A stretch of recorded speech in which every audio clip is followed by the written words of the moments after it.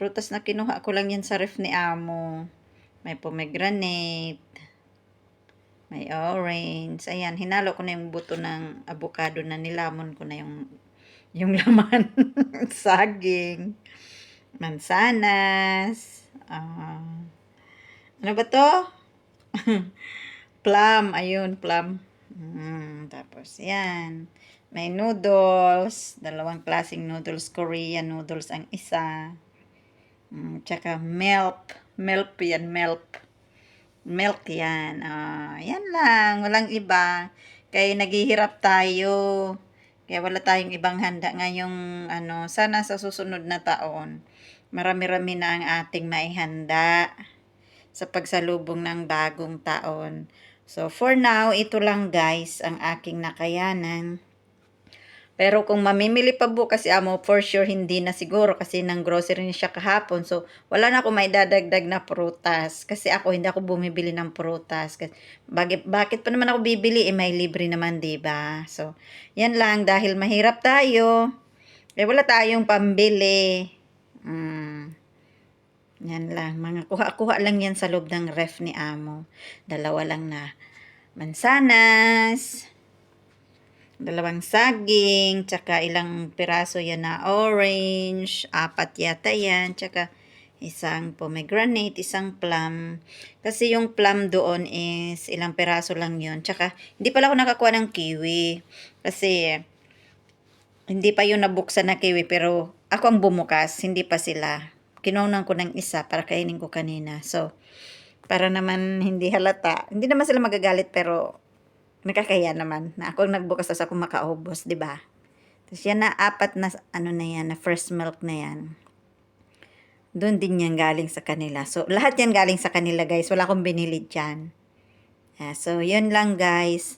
At least kahit papano I'm ready na. Pero ang wish ko lang talaga is good health na this coming new year. Kasi itong taong 2025 is as in talagang kumbaga, inano talaga ako. Grabe yung pagsubok sa akin sa aking health. Grabe as in. Ni minsan hindi ako nagkasakit ng talagang maoperahan ako. Never pa akong na-hospital ever since na ako'y na pinanganak. Hindi pa ako na pasyente ba yung matulog ako sa hospital. Kasi kahit panganganak ko is hindi ako nanganak sa hospital. So hindi pa talaga ako nakatulog sa hospital ng ganon, na may sakit ako. Ngayon lang guys, na year na to, na naoperahan ako ng 2 times and then I'm still waiting for the 3rd time na na operation ko. Hindi pa ni Amo nakakausap yung consultant tsaka yung director ng hospital na pinapasukan niya. So, hindi pa ako pwede maoperahan, hindi pa ako nila na check upan ulit.